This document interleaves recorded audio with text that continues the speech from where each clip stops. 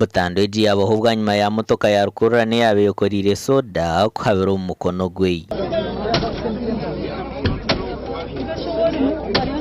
Wange nahura motoka yabo toja nutwiruka kuziyamba twasanga omuntu ala hansi twabayamba kubeya hansi toyayo mukazi ondo museja kwatire nka muidireso revo wacho yabana avuga obanabuse ekimama akaruga umukono gwe akasanguri umukono kwa rura motoka amutire head on collision akamusanga mu mukono gwe.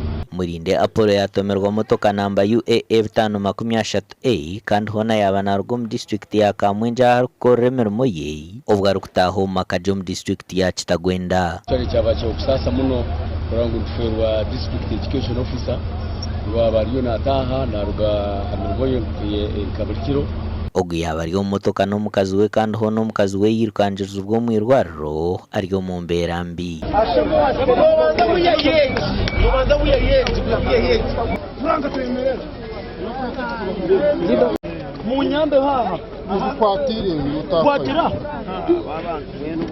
Polisi abatikiriza kugambira aha kamera zitu batugira ngo bariyo nibakora okucondoza omu nshonga egi. Okabambi mukazi we nanka ripoti zitu tutunga kugambarara regional referral hospital alikutebekanamo mukati tushashire munonga bwo kuferwa mu kushira mu mwana mu kusheje manzo umukozi kandi senior educationalist abira ariyo arikora namani ubwo kuguhira katuraganisa yatugira ati ndaza gukora namani ndebe na inkurizira za grades. Gasha kwa Anthony Twine.